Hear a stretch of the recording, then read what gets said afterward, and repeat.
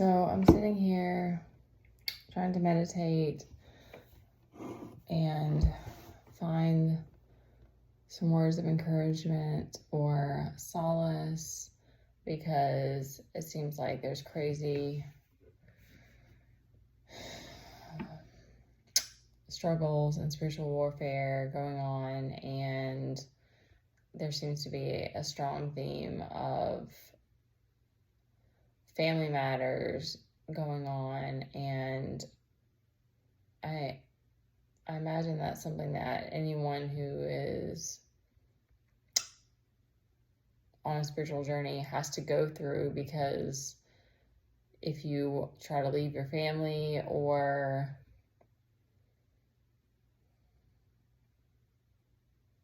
try to go your own way, it's like you have this opposition that you have to go up against. And I tried to pull some cards, and all I got was this one card, the World. She looks like Billie Eilish to me. She's beautiful. And she has no fear. She has no concern in her body language. And she's like fully empowered, fully in her sexuality, like just beautiful and graceful. And what I thought about with that and with these 4 things around her, which I'm sure that they represent something specific, but it makes me think of like your spirit guides or your ancestors like surrounding you. And like, what if we were able to think of things like that when we're having to confront somebody, or when we're going through tough times like this?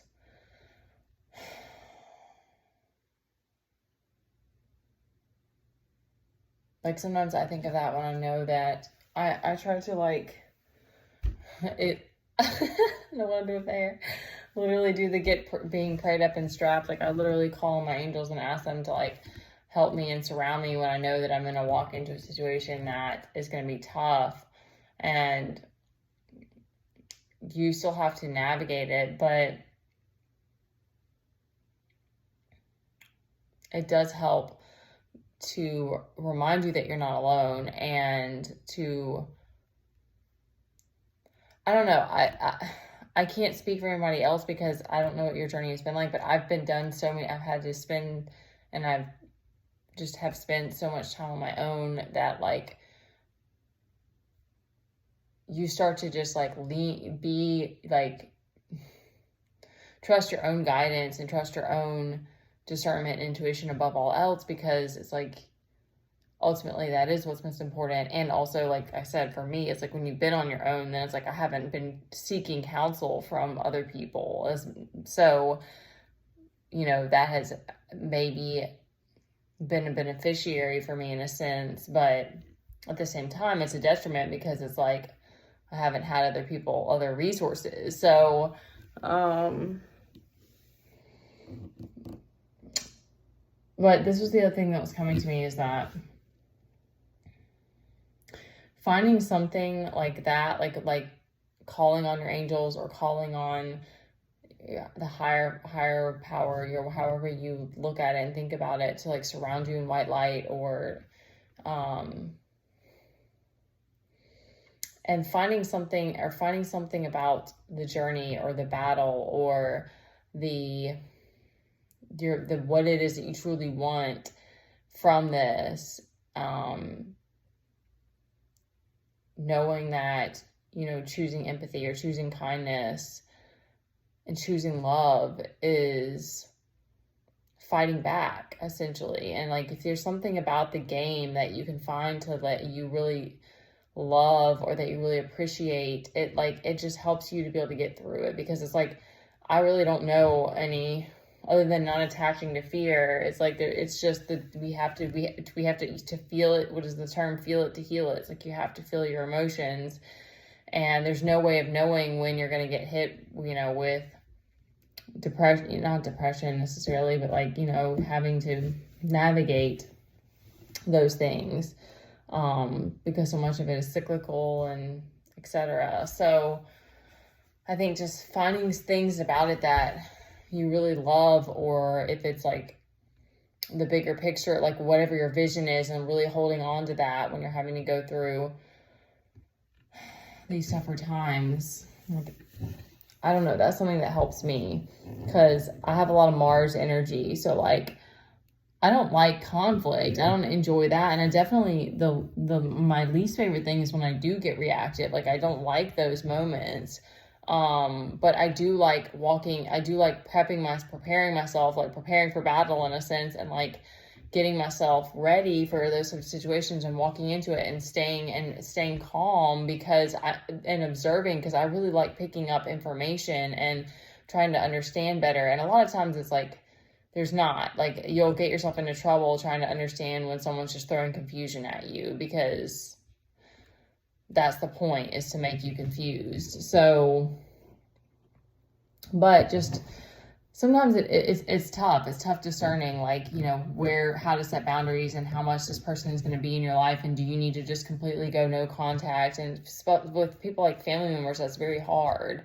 So, having those moments where you can kind of like, you can really see the truth of the matter, or like they take their mask off or whatever. It's like those moments it's not about laughing at them or getting mad about it, but it does show you the truth. And then that does help you to decide, like, how you want to move forward and that kind of thing. And that also kind of puts you back in that, like, you're standing in your power and your guides are supporting you because that's their job. So that's what they're here to do. And keep you on track. That's what I'm getting as well. There's something about that as I was saying it. I was like, am I right? Am I right to say that? Because our ego gets in the way too. I mean, that's why but we're the ones choosing to go through these ego deaths and everything like that. So, and that's the hardest part about forgiveness is not the hardest part, but it's like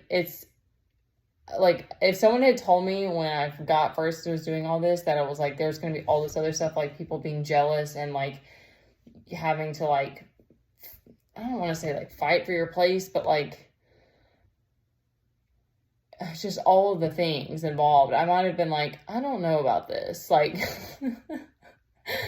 I might have just like backed out or something. I don't know, especially because like as a parent, it's like there's just been so many things that have been, I don't want to say setbacks, but like have just been so crazy to have to go through, that there's been many things that I'm like, I wish it hadn't had to have been this way or this hard. But I've also been protected in a lot of ways, and we've also been blessed in a lot of ways. So it's easy to like let the cons overpower, and it's like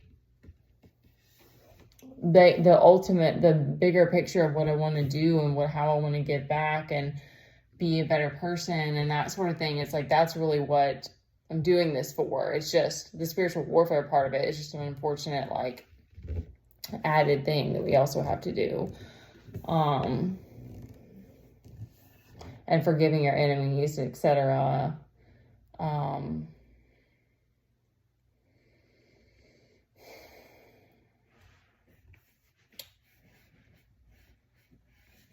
The other thing that was coming to me from this is that she's naked, if you had noticed when I showed the picture, and she's just like owning herself so boldly but gracefully. And it makes me think of like strong, like 8th house placements, and how there's just such an interesting, like, controversy about lust and desire and sexual expression and these different things. And I find it very interesting because I've been on different sides. I've moved through different aspects with it myself, and I know that there have been moments that were probably father wound related, but then also it's been about taking that back, the word sexual prowess is coming to me, but I'm thinking like sexual, like ownership, of my sexual nature and the way that I want to express passion, or even like eroticism, even like,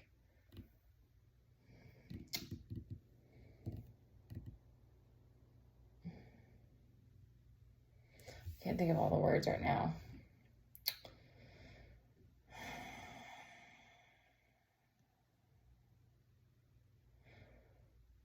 But in general, I think that anything that we think that we have a right to judge, we right back into our ego.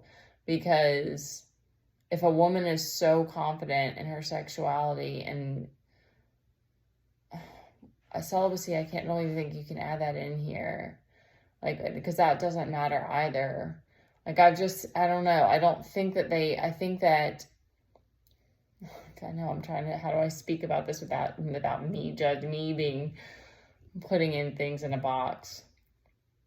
I don't think we'll ever be able to, because I think that women, that part of the feminine, the dark feminine, and there's parts of life here that we can continue to bring codes and uncover different aspects. And so I think it's uncomfortable, and to some, and it's uncomfortable for us to try to unpack it and navigate it, because it's powerful.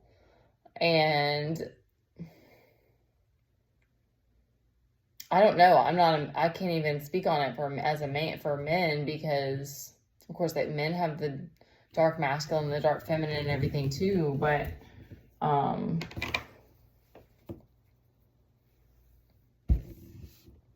know controlling that lust is a big part of the journey for men. And then of course there's the whole, like, and I'm very interested in like white tantra and, I cannot think of the word, sexual ascension, but there's another word for it. Maybe it'll come to me.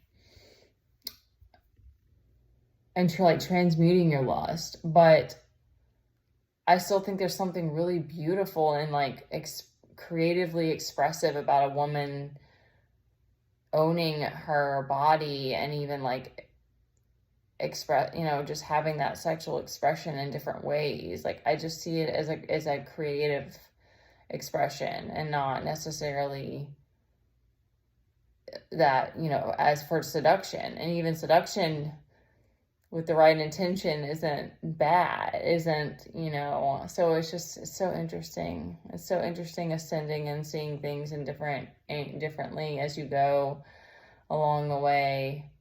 But then how so many themes are still like here and still playing out, and their spiritual warfare is still playing out, and the opposing forces are still pulling some of the same strings, or they're doing different, tactics change too, and it gets harder in some ways.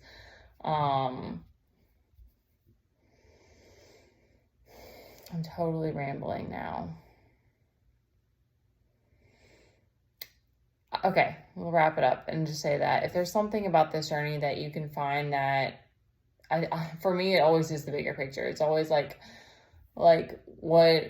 reminding myself of that really helps me come back around, because I have moments too. I just had a couple of them today. I had a big blow up with Teddy having a moment, and then me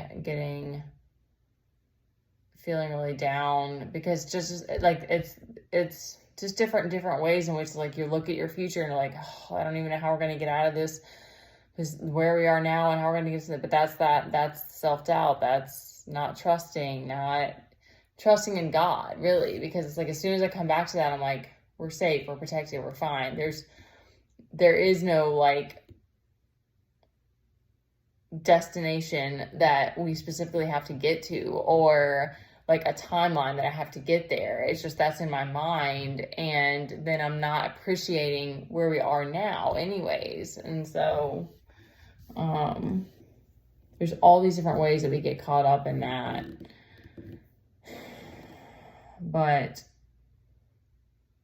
just know that you have the world at your fingertips and that you've got the support around you always.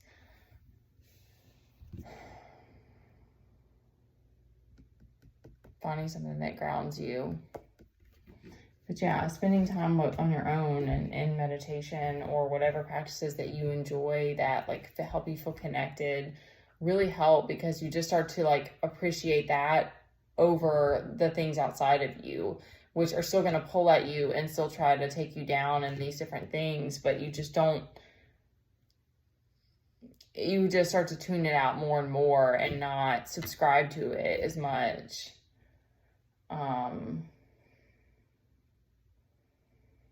That's really the only guidance I can give right now that I can think of.